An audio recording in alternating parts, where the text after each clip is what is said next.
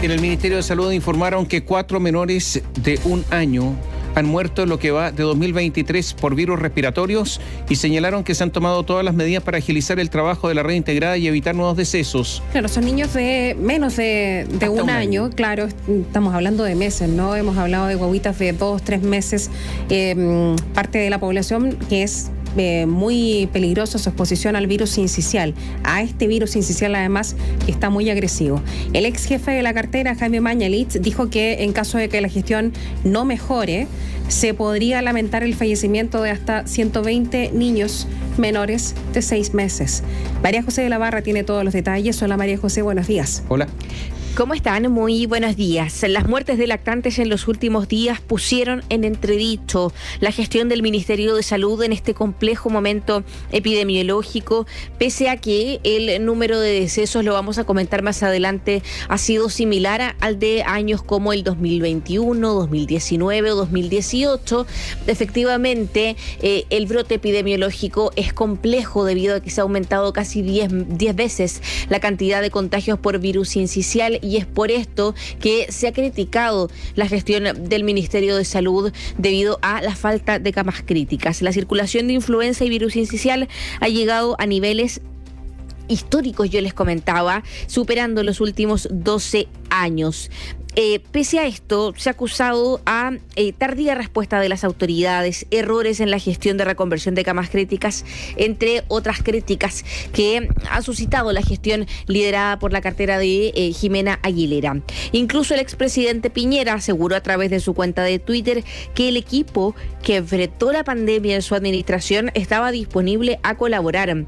Uno de ellos es el exministro de Salud, Jaime Mañalich, quien aseguró que se vive el brote epidemiológico más violento de virus sincicial del que se tenga noticia en nuestro país. Esto porque usualmente a esta semana, la semana número 21, en el catastro epidemiológico, el Instituto de Salud Pública informaba de 400 casos a la fecha de virus sincicial.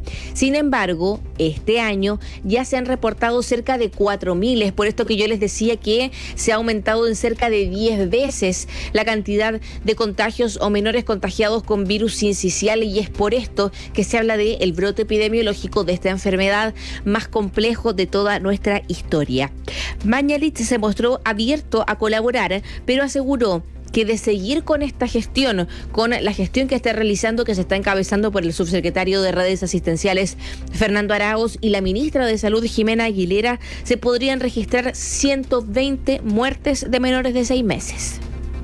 Si las cosas se siguen manejando como están manejando ahora, nosotros nos enfrentamos a un horizonte de 120 niños menores de 6 meses fallecidos por infección por virus sincicial respiratorio. En ese contexto, tenemos que ponernos todas las pilas, lograr más camas, para exigir más camas, no para llamar por teléfono y preguntar, oye, ¿usted tiene camas? No. La ministra de Salud, Jimena Aguilera, ayer mantuvo una nueva reunión por cerca de más de 2 horas con distintos expertos, autoridades del Ministerio de Salud, también de los distintos colegios médicos, por ejemplo, de matronas, de enfermeros, también el Colegio Médico de Santiago y también de manera telemática de otras regiones. Se refirió a esta cifra entregada por el doctor Mañalich, aseguró que durante todo este año se han registrado de manera oficial 4 decesos, 4 muertes en población pediátrica por temas respiratorios. Ojo con esto, porque son las cifras oficiales. El COVID nos enseñó efectivamente que estas cifras varían o demoran en llegar, por ende podrían ser más. Eso se va a informar también durante esta jornada, pero hasta ayer eran 4 los menores fallecidos por virus respiratorios, por temas respiratorios. Es por esto que señaló que sería bastante raro, complejo o poco probable llegar a esta cifra señalada por el exministro Mañalich de 120 decesos, y dijo: estamos dispuestos a escuchar cuáles son sus muestreos y cuáles son las pruebas que lo llevan efectivamente a esta cifra. Sería difícil llegar a esa cifra. Ciertamente que ha habido años previos en que ha habido una gran cantidad de fallecidos, sin embargo, la cifra más alta que hemos visto es mucho menor que la que está mencionando. Sin embargo, no tenemos ningún problema en invitar al doctor Mañalich y que nos muestre sus modelamientos, y por cierto que todo el esfuerzo que estamos haciendo nosotros. Ante los cuestionamientos que ha suscitado la gestión de la ministra Aguilera, ella dijo que han hecho todo lo posible por afrontar esta situación. Dijo que el tema preventivo comenzó en enero de este año. Ya en marzo, el 23 de marzo, deciden prorrogar la alerta sanitaria de COVID-19 incorporando los virus respiratorios, y dijo también que en mayo de este año ya ellos inyectaron recursos para la reconversión de camas. Habla de 37.000 millones para reconversión de camas pediátricas y 55.000 millones para reconversión de camas adulto, que ahora se iban a enfocar claramente nuevamente en lo que es lo infantil. Además, respecto a la red integrada de salud público-privada, dijo que esto está operando y está operando con normal funcionamiento, igual como se vio en la pandemia del coronavirus. Respecto de este tema de la red integrada de salud público-privada, generó polémica las declaraciones del subsecretario de redes asistenciales, Fernando Arauz, quien aseguró en una entrevista que respecto al caso de la lactante Mía, que falleció por, básicamente se dice que podría ser por no haber contado con la atención que se requería, por no tener una cama pediátrica, una cama de UCI o UTI pediátrica cercana a San Antonio. De hecho, la derivan a Arica. ¿Qué es lo que dice el subsecretario de redes asistenciales? Aseguró que existen grabaciones de llamados que se realizaron para poder trasladar a la pequeña Mía a algún sector de salud pública o privada más cercano, pero él asegura que las clínicas informaron que no tenían camas disponibles ni en Rancagua, ni en Valparaíso, ni en Santiago, y es por esto que se decide derivarla a otra región, en este caso Arica y Parinacota.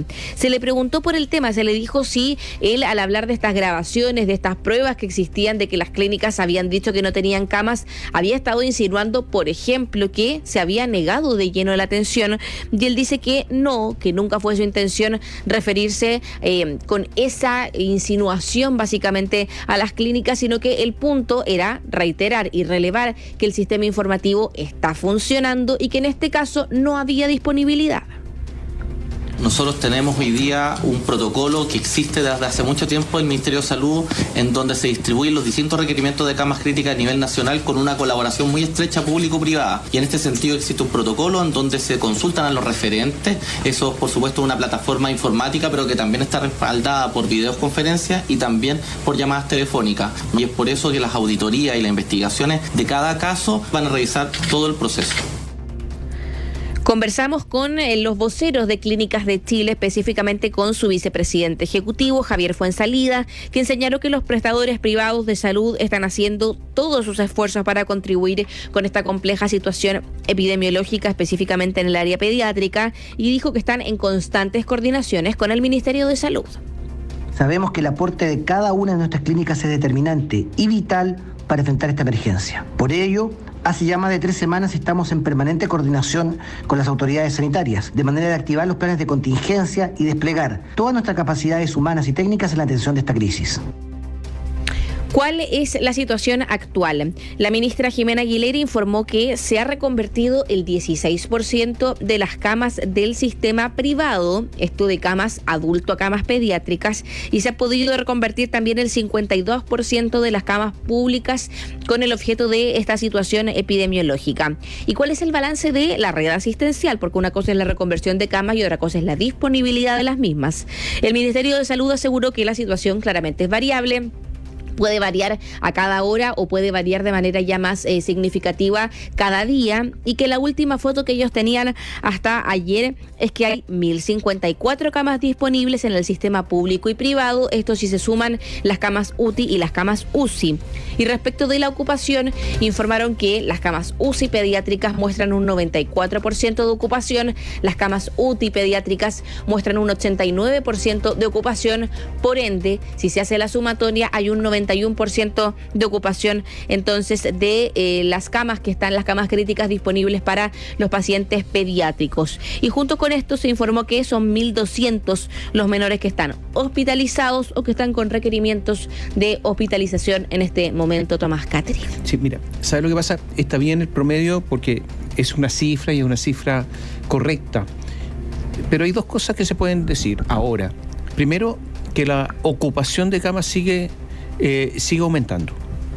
Todos los días está aumentando. Lo segundo es que, claro, hay algunas camas que están desocupadas y por eso el promedio en Arica, en el norte, pero resulta que en la zona central están en algunos casos 100% ocupadas. Entonces, claro, el problema si lo tienen en Concepción, imagínense, no, en Arica tenemos camas desocupadas, es un problema.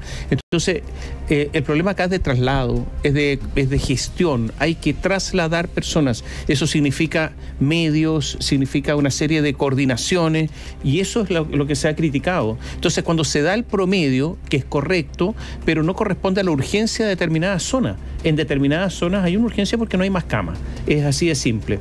Lo segundo es que ha habido muchas críticas al ministerio. Ignacio de la Torre, que es presidente del Colegio Médico de Valparaíso, dice que le advirtieron el escenario hace semanas al Ministerio de Salud. El colegio médico no es cualquiera, el colegio médico y que le pidieron medidas extraordinarias. Por ejemplo, y esto fue una polémica, lo recordamos, se informó en todos los medios, nosotros también, como adelantar las vacaciones y la campaña de invierno. Se dijo, esto viene serio, hay que adelantar las vacaciones para que no haya contagios en los colegios. ¿Y qué dijo el presidente del Colegio Médico de Valparaíso, Ignacio de la Torre? El Ministerio de Salud no ha logrado asimilar la gravedad de la situación de los contagios y no parece priorizar soluciones concretas que reduzcan los contagios y permitan el tratamiento de todos los enfermos. La colaboración público-privada funciona bien, pero sin un liderazgo claro en la gestión de camas críticas del MinSal es insuficiente. Y algo de eso es lo que dijo un poco Jaime Mañalich. Dijo, no se trata de llamar por teléfono, preguntar si uno, se trata de ordenar. Usted las tiene, los visitamos, donde están, aquí se instalan. O sea, es la orden del ministerio, imponerse. Y dice Ignacio de la Torre, faltó reforzar la comunicación de riesgo y potenciar la prevención con vacunación y reevaluar medidas como adelantar las vacaciones. Hay que aumentar las camas de intermedios y críticos, tanto en los recintos públicos como privados, y agregó, de las Fuerzas Armadas, porque ellos tienen hospitales, pero también frenar el contagio. Eso es lo que dijo este presidente del Colegio Médico de Valparaíso. Yo creo que son declaraciones enormemente fuertes. En tanto, el exministro Enrique París dijo, las autoridades hablan de tensión en la red, pero dijo, esto es un colapso. Es un colapso, así de simple. La situación yo creo que es grave porque además las autoridades han dicho que esto se va a incrementar, o sea, las personas enfermas, niños enfermos por enfermedades respiratorias aumentarán en los próximos días, los próximos 10, 15 días. Entonces, en línea con esto, Tomás, Caterina Auditores, se le pregunta ayer a la ministra de Salud, Jimena Aguilera, si es que consideran que como ministerio han hecho todo lo posible para poder reducir al máximo los eventuales riesgos que podría concitar esta situación, porque una cosa es que aumenten los brotes epidemiológicos, que eso quizás no está en manos del control del Ministerio de Salud, pero lo que sí está en manos del control del Ministerio de Salud es verificar que hayan camas UCI o UTI pediátricas, que se pueda realizar la redistribución de pacientes con la mayor celeridad posible, entre otros puntos, las campañas de riesgo, vacunación, medidas como mascarillas, adelanto de vacaciones de invierno, lo que tú comentabas, entre otros. La ministra y el subsecretario Fernando Arauz dicen que sí, que han hecho todo lo posible. Cabe preguntarse ahí si es que eso es efectivo o no. ¿Hay algún delegado, por ejemplo, como hubo en la pandemia del coronavirus en la administración del expresidente Piñera, un delegado de camas críticas que estuviese en la coordinación, por ejemplo? ¿O es solo comunicación a través de una red informática de base de datos que claramente puede fallar? Porque una persona encargada de la coordinación de camas existe siempre, está en el Ministerio de Salud, pero no es un asunto exclusivo que se dedique a, por ejemplo, esta crisis que estamos viviendo actualmente. Y esto lo digo en base a una declaración que se emitió ayer de parte de los funcionarios de la Subsecretaría de Redes Asistenciales, en las que reconocen la dificultad en la que se están desempeñando, reconocen también que la ministra ha quedado más bien sola, y ahí hay, por supuesto, una crítica directa al subsecretario de Redes Asistenciales. Hay un reconocimiento también respecto de cómo han estado trabajando todas estas personas que se desempeñan en los establecimientos de salud, porque lo que mencionan, y lo hemos dicho más de una vez, se hizo la advertencia respecto de lo que iba a suceder, estaba la certeza de lo que ya había sucedido en el hemisferio norte, y no se aumentaron recursos de ningún tipo, o por lo menos si es que se hizo fue mayormente en dinero, pero no en contratación de personas. Hemos hablado que una cama UCI pediátrica es mucho más compleja que una UCI adulta, por los requerimientos que tiene un niño, por la necesidad de personal que tiene cada una de esas camas. Yo recuerdo que en COVID hablábamos de 3, 4 personas por cama, no solamente la cama. y las máquinas que suenan y qué sé yo. Es personal que tiene que atender esas máquinas. Entonces, hay varias cosas que están pasando dentro del ministerio y esta declaración de los funcionarios de redes asistenciales lo deja todavía más en claro. Yo me hago una pregunta. ¿Cuántas camas se han reconvertido? La reconversión de camas para adultos a camas pediátricas, la reconversión existe, es una de las medidas. 2, resulta que hay una especie de crítica generalizada de que no se tomaron las medidas. Hago una pregunta. Tú dices, María José, que no es resorte del ministerio interrumpir los contagios, ¿no? Pero es resorte del gobierno, por ejemplo, adelantar las vacaciones. O sea, esta es una acción coordinada. O sea, pero si el Ministerio de Salud dice hay que interrumpir las clases, hay que adelantar las vacaciones, ¿alguien no le va a hacer caso acaso? Pues aquí hay que hablar, pues hay que decir. Pues. En eso ha habido mucha resistencia, bueno, hasta ahora, ¿no? Porque no se ha tomado la decisión de hacerlo. Particularmente por 2 razones que yo he escuchado en relación de parte de la autoridad. Uno, porque las vacaciones ya estaban, comillas, adelantadas, están una semana antes como resabio de lo que fue el COVID para precisamente evitar un pic mayor, que se dio de todas formas, por lo tanto ya están adelantadas. Y lo otro que se decía, que es como el pic está en las próximas 2 semanas, adelantarlo ahora sería volver en 2 semanas más y eventualmente estar expuesto de nuevo. Todo eso me parece a mí, que es lo que se ha explicado, queda obsoleto ante la realidad, o sea, completamente fuera de lugar respecto de lo que ha sucedido actualmente. María José, ¿puedes permanecer en línea porque hay un auditor que nos llama? Por supuesto. Eduardo, buenos días. Buenos días. ¿Qué pasó, Eduardo? ¿Qué pasó? Les cuento, vengo desde la quinta región, en la subida de La Uclado, donde comienza la subida. La primera curva, un auto se fue hacia el costado, se volcó, está volcado de lado, la persona está en el interior. Acá vemos 3 vehículos detenidos tratando de dar algo de asistencia, la persona está atrapada en el interior. Llamamos unidad de rescate, pero no ha llegado nadie que nos pueden colaborar. Es justo en la subida, en la primera curva hacia Santiago, camino hacia Santiago, la primera curva. En la subida a Lo Prado, ¿no? Subida a Lo Prado, es decir, apenas pasas el cruce que es de la cuesta Lo Prado, abajo, sí, donde está el paso sobre nivel, la primera curva que viene hacia arriba, donde comienza la subida, ahí está el vehículo.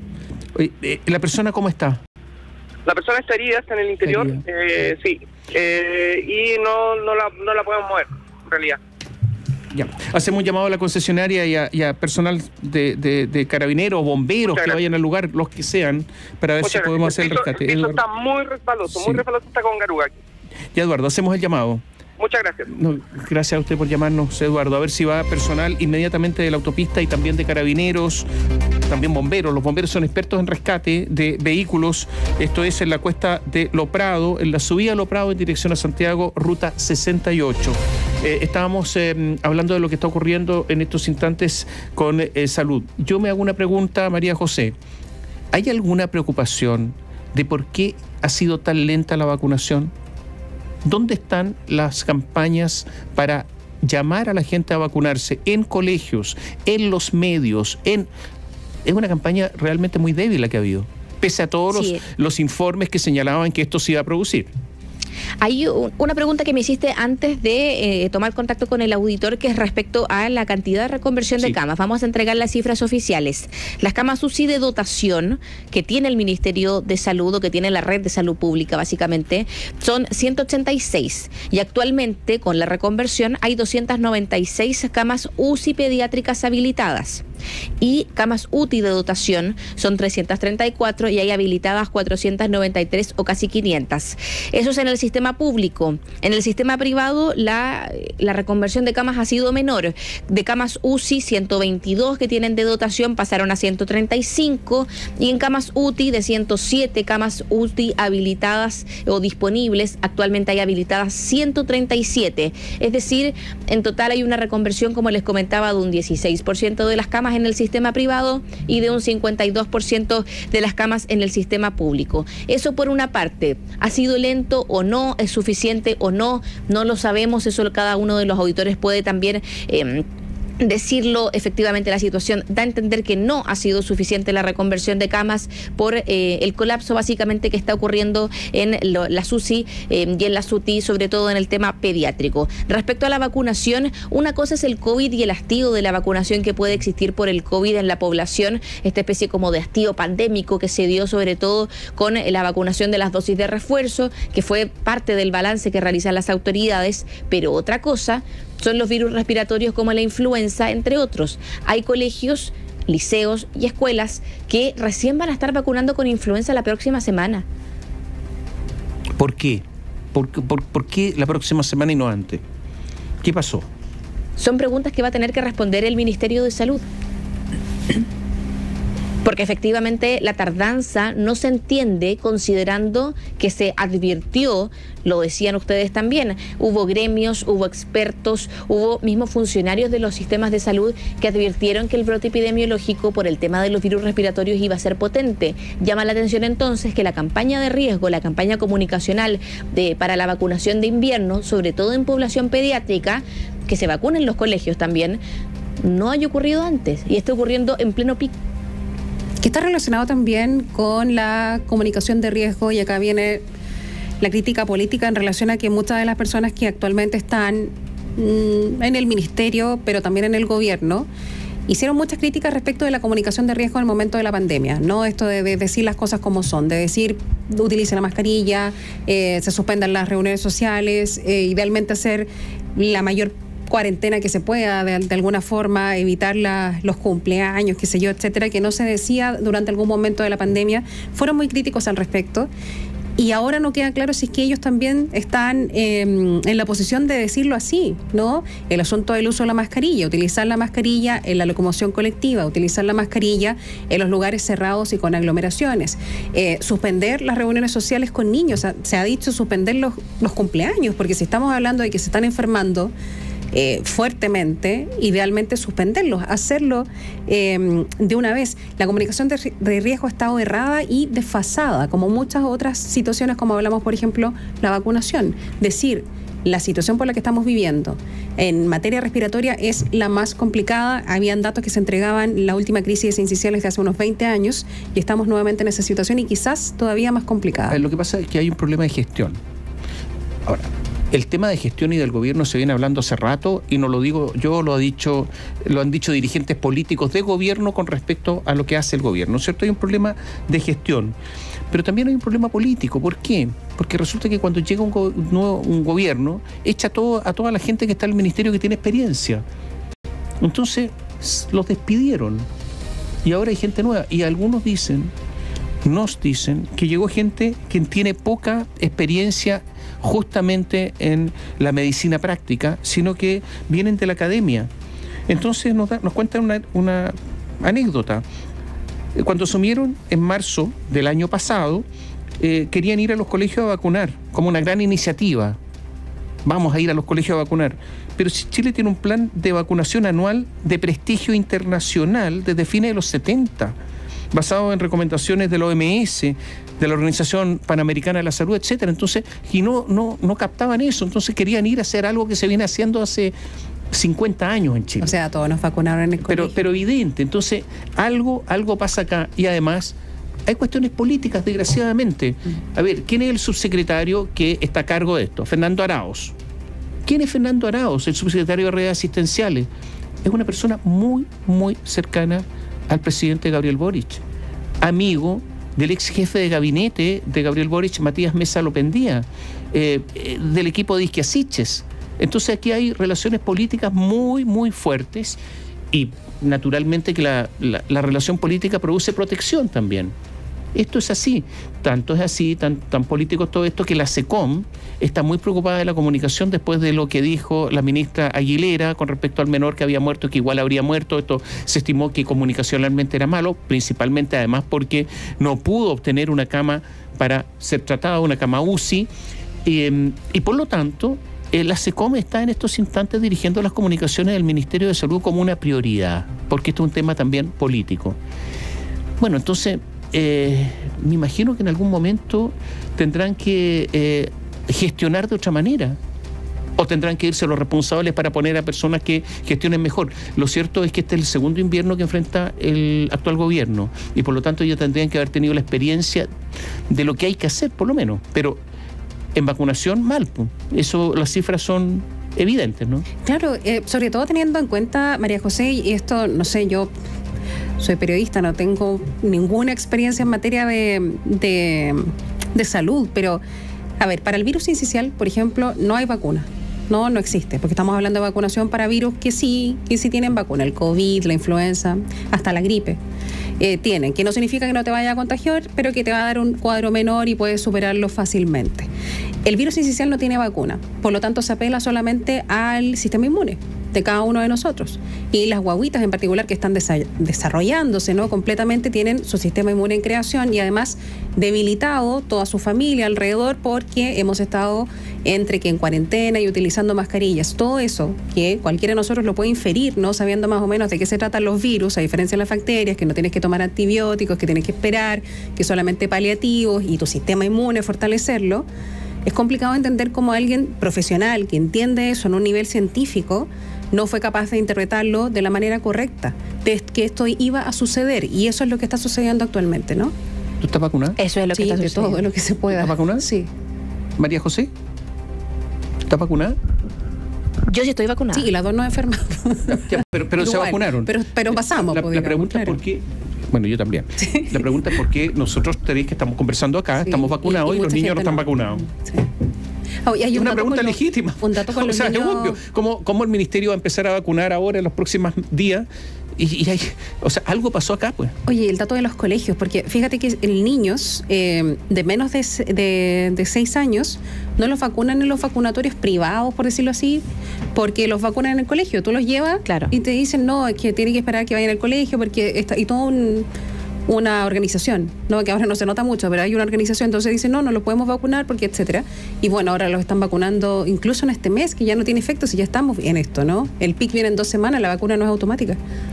Ya. Tendría que ser previo al PIC, claro, o previo a que inicie ya las semanas epidemiológicas más complejas, no en pleno PIC. Eso es lo que llama la atención y de hecho también se cuestiona. Y otro punto importante que de repente a nosotros se nos puede olvidar: en el contexto de pandemia se contrató a mucha gente, personal de salud, y en octubre, noviembre o diciembre del año pasado finalmente se terminan desvinculando 16.000 funcionarios que cumplían funciones básicamente administrativas, de enfermeros, enfermeras, técnicos en enfermería, entre otros puntos, que estaban trabajando en el sistema de salud por el contexto de la pandemia. 16.000 funcionarios que dejan quizá medio cojo el sistema, considerando que todavía hay casos por COVID y que ahora básicamente se pone sobre la mesa todo lo que es este brote epidemiológico. Se desvincularon personas también del Ministerio de Salud. Por ende, hubo muchos despidos a personas que habían sido contratadas excepcionalmente por una pandemia, pero que finalmente ahora quizás también son muy necesarias. No sé si las 16.000, sí, pero quizás se tendría que haber sido un poco más previsor. Ahora, mira, yo quiero insistir, hay un diseño comunicacional de la SECOP para enfrentar todo esto. Se está asesorando personalmente a la ministra Jimena Aguilera de todas maneras para que no vuelva a cometer errores. Se está tratando de bajar el problema desde el punto de vista de la responsabilidad de personas menores, no a la primera línea. Y se pretende además que el presidente de la República no hable. Bueno, de esto no ha hablado, ni tuiteado, ni... Pero este es un diseño, no es una omisión, no es un olvido. Hay un diseño.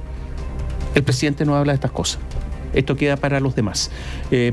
Vamos a ver qué es lo que sucede en las próximas horas. Gracias, María José. Que estén bien, buenos días. Igual tú, hasta pronto. A ver, con respecto a si hubo avisos o no, distintos especialistas anticiparon la necesidad de tomar resguardos este 2023. Distintos especialistas. 1 de febrero, Jaime Rodríguez, presidente del Comité Asesor de Vacunas y Estrategias de Inmunización, el famoso CABEI, dijo, 1 de febrero, dijo, hay bastantes pronósticos que nos dicen que probablemente nuestro año, a partir de marzo, va a ser bastante intenso en enfermedades respiratorias. Pasó el tiempo, llegamos al 5 de abril. Carlos Pérez es infectólogo y decano de medicina de la Universidad de San Sebastián, que él decía, ese día, este año vamos a tener co-circulación de virus, como la tuvimos el año pasado, pero de manera más intensa, con varios virus respiratorios de forma simultánea. 7 de mayo.